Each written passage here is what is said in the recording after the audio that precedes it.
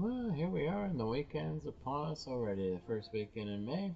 Let's continue the story of great Christians featuring George Mueller, the man who prayed and God answered. Amazing adventures. This is going to be chapter 20 in a series of 27. Pull up a chair, invite a friend over, pour him a cup of hot cocoa or coffee. Both of you hit subscribe and leave a comment if you're so inclined. Thanks for joining us. Here we go.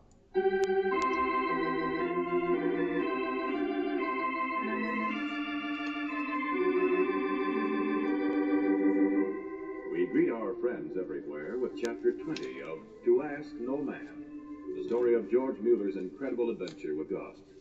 This is another in the series Stories of Great Christians, brought to you by the Moody Bible Institute of Chicago.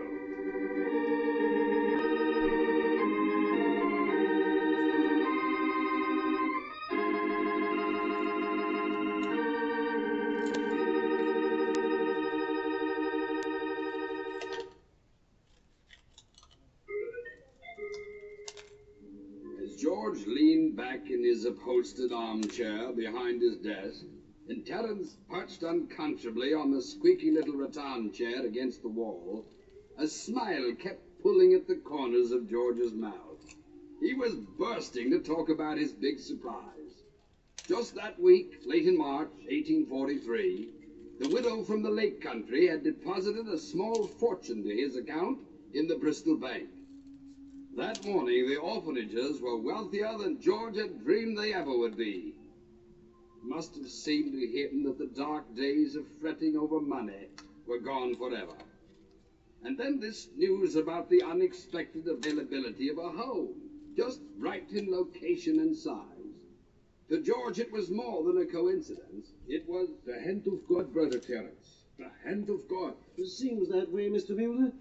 All that money, just out of nowhere. For 6 years, not a house to rent on Wilson Street. Not big enough, anyway. Then this, the very same week. Yes, it is God's doing for sure, Mr. Mueller. First time in 6 years. And she's so close by. Would be handy, next door, but what about a staff? Again, the hand of God. Last week, 2 women volunteered.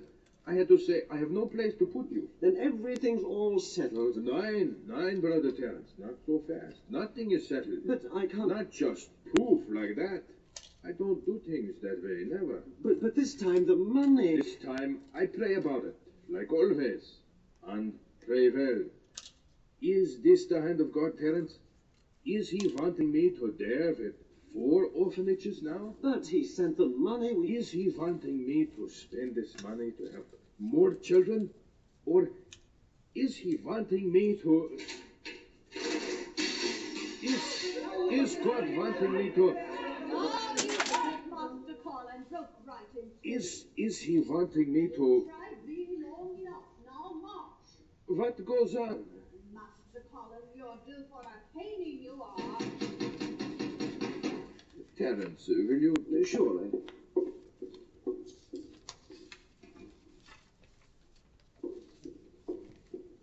It's Mrs. Tooley, sir. So I heard. It's Colin again. Julie seems quite beside herself. She wonders, would you see... Speak to the boy? Yeah, Terence. Send Colin in. We finish our talk later.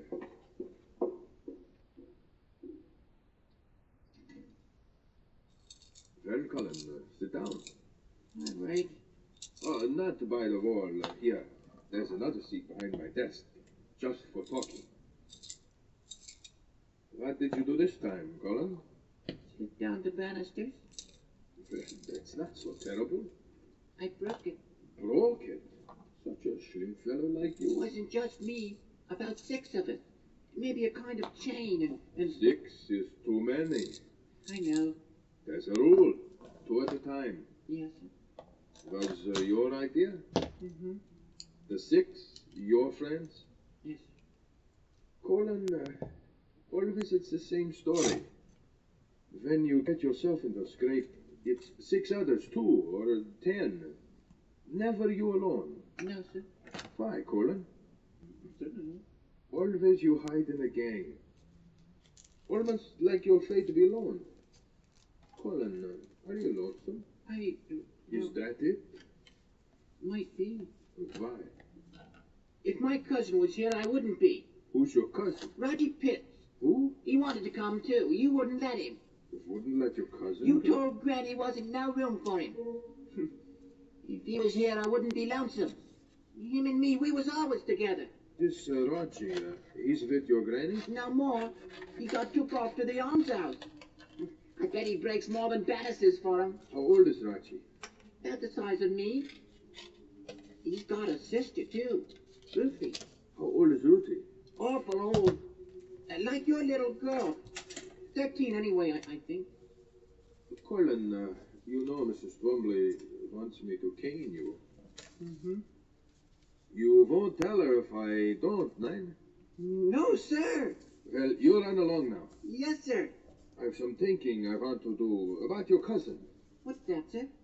I'll tell you all about it at the next prayer meeting. But meanwhile, don't get lonesome again, please.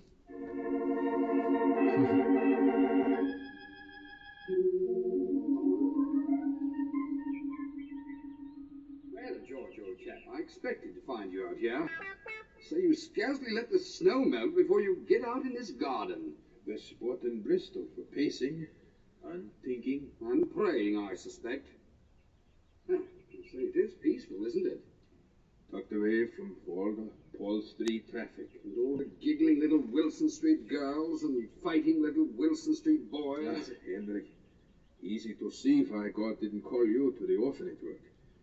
Yeah, this garden is good for deciding. No, I wonder. What? George, a month ago you started thinking about renting the Wilson Street house.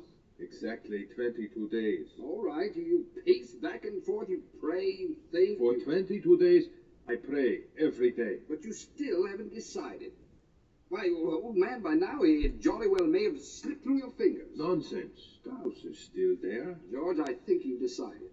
You've decided you don't want that house. Decided that the whole experiment is a mistake. But you won't admit it. Henry. Then what are you waiting for? Not for want of children, that's sure. Bristol's full of them. No, not that. Not at all. Henry, wait for a sign from God. Oh, I wonder. I think you're tired of all this business of hazardous living. Stop it, Henry. I have my sign. What on earth are you talking about? I didn't see any bolt of lightning. Sometimes I think you've gone quite daffy. You are the sign. Now, what the dickens... Tired of depending on God, am I? Sick of my project. Want to toss over the orphanages. So that's what it looks like to you. Well, I only said... So maybe it looks that way to everybody. Then I rent the house on Wilson Street and prove we survived 7 years of trials. And we survive 7 years more if we must. Oh, now, don't be rash, old man. I only meant... Now I know. It's for Colin's cousin. Who? And all the rest. But especially for all the sneering skeptics like you, Henry Craig. George Mueller will take the Wilson Street house and open up his fourth orphanage.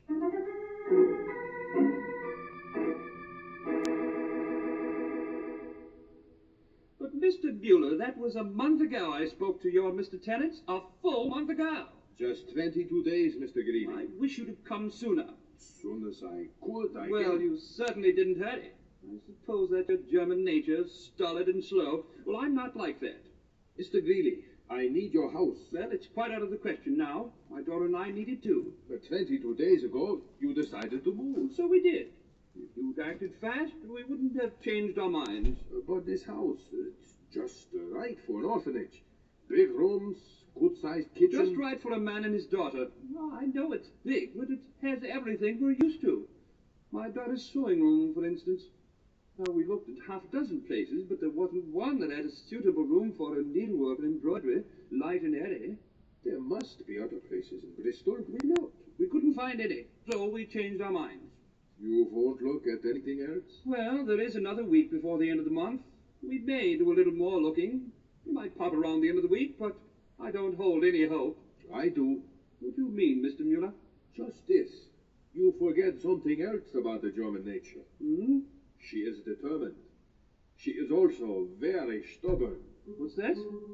I don't quite understand, Mr. Mueller.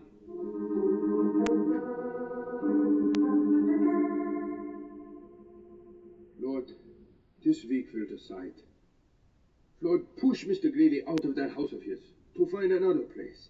See that he doesn't stop at the first place. Make him keep on looking. Afternoon, ma'am. I noticed a sign on your window that said the house next door was to let. Would you mind showing it to me? Yes, sir, I know it isn't easy to find something suitable for an old man and his daughter, but, well, I thought you might have something listed. Certainly not. The cellar's musty and the attic has rats. I won't consider it, madam. Lord, don't let Mr. Greeley get discouraged. Turn his footsteps down the right streets. Let the right house just sit there, waiting for him. I've been down this street a dozen times, sir, and I've never noticed this little place here before. Looks like just the right size for two. Tell me, sir, that room on the third floor up there, does it have plenty of light? Would you say it would be acceptable to a lady for a sewing room? Please, God, put it all in your hands. The orphans and the folks who think George Mueller's getting sick of his adventure with you.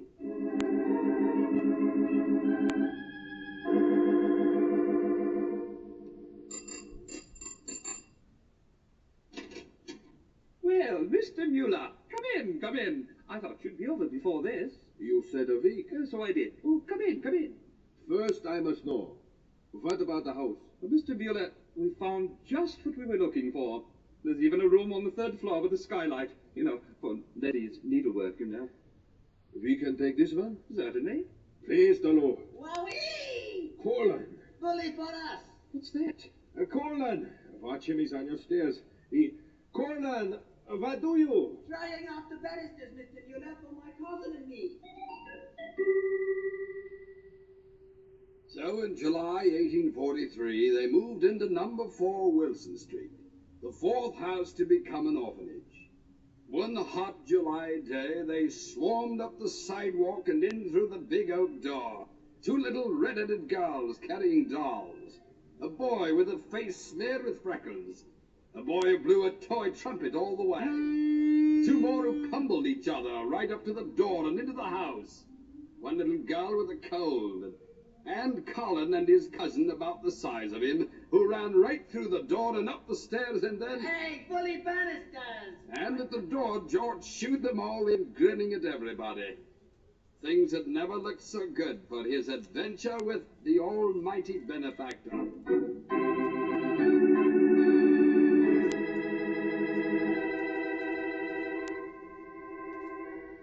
Things went along smoothly for about 2 years, and then... Found them brats, Bessie, they did it again. Another window, Pa. Not just a window, where's the skylight? You ought to get the law and order after them brats. 3rd window in 3 months. They've ruined our street, too. Makes so much racket a body can't sleep afternoons. They asked for it and they're going to get it. What are you going to do, Pa? Write a letter. To the law and order? No, better than that, to Mueller himself. Oh, that won't do no good. Yes, it will. Letters won't touch that stubborn German. This one will. I'm going to say either he gets out or else. Gets out? Closes up every single one of them Wilson Street homes or else. Or else what? Or else I'll find a way to get 'em closed up. Give me my pen, Bessie.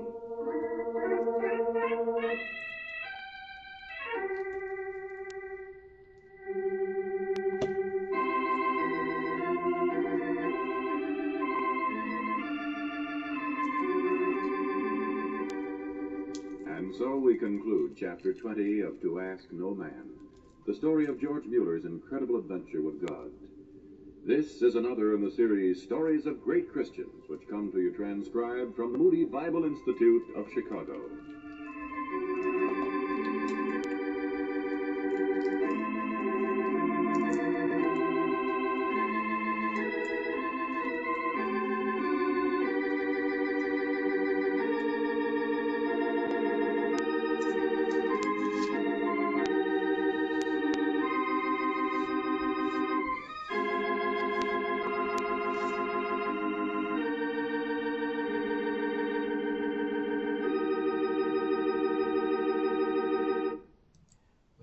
notice when things seem to be going well, you can be assured that life always has challenges and tests, and for a while things may be well, but something always happens.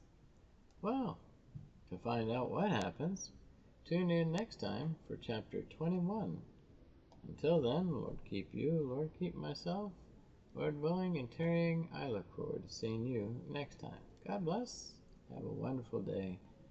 Be involved at your church fellowship, serve, and always give thanks to the Lord, for this is the will of God.